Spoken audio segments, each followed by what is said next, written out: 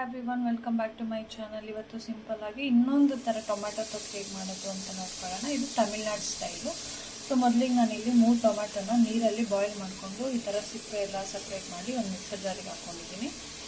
ಹಾಗೆ ಸ್ವಲ್ಪ ಬೆಳ್ಳುಳ್ಳಿ ಮತ್ತು ಖಾರದ ನೋಡಿಕೊಂಡು ಮೆಣಸಿನ್ಕಾಯಿ ಕೂಡ ಸೇರಿಸ್ಕೊಂಡು ಇದನ್ನು ಕ್ಲೀನಾಗಿ ಪೇಸ್ಟ್ ಮಾಡ್ಕೋಬೇಕು. ಸೊ ನಾನಿಲ್ಲಿ ಒಂದು ದೊಡ್ಡ ಸೈಜ್ ಈರುಳ್ಳಿನ ಈ ಥರ ಕಟ್ ಮಾಡಿ ಇಟ್ಕೊಂಡಿದ್ದೀನಿ, ನೈಸಾಗಿ ಪೇಸ್ಟ್ ಮಾಡ್ಕೊಂಡಿದ್ದೀನಿ.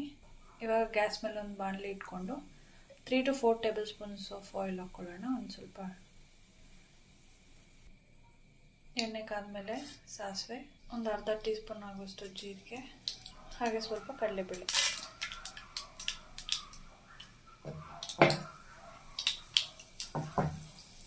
ಕಡಲೆಬೇಳೆ ಎಲ್ಲ ಕೆಂಪಗಾಗಿದೆ. ಇವಾಗ ಈರುಳ್ಳಿ ಹಾಕ್ಕೊಳ್ಳೋಣ. ಚೆನ್ನಾಗಿ ಕೆಂಪಗಾಗೋವರೆಗೂ ಉಟ್ಕೋಬೇಕು.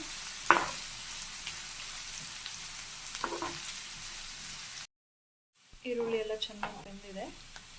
ಇವಾಗ ಟೊಮೆಟೊ ಹಾಕ್ಕೊಳ್ಳೋಣ, ಮಿಕ್ಸಿ ಮಾಡಿ ಇಟ್ಕೊಂಡಿದ್ದು.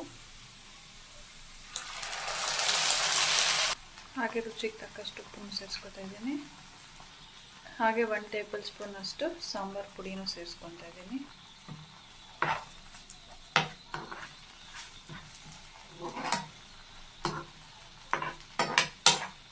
ಸ್ವಲ್ಪ ಅರಿಶಿನ, ಮಿಕ್ಸರ್ ಜಾರಿಗೆ ಸ್ವಲ್ಪ ನೀರು ಸೇರಿಸ್ಕೊಂಡು ಹಾಕ್ಕೊತಾ ಇದ್ದೀನಿ. ಮೀಡಿಯಮ್ ಫ್ಲೇಮಲ್ಲಿ ಇಟ್ಕೊಂಡು ಸ್ವಲ್ಪ ಹೊತ್ತು ಚೆನ್ನಾಗಿ ಕುದಿಸ್ಬೇಕು. ಚೆನ್ನಾಗಿ ಬಾಯ್ಲ್ ಆಗ್ತಿದೆ, ಆಯಿಲ್ ಎಲ್ಲ ಸಪ್ರೇಟ್ ಆಗ್ತಿದೆ. ಈ ಟೈಮಲ್ಲಿ ಕೊತ್ತಂಬರಿ ಸೊಪ್ಪು ಹಾಕ್ಕೊಳ್ಳೋಣ.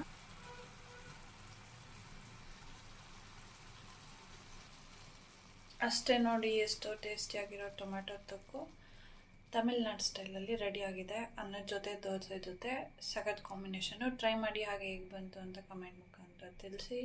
Thank you for watching and bye. See you in the next video.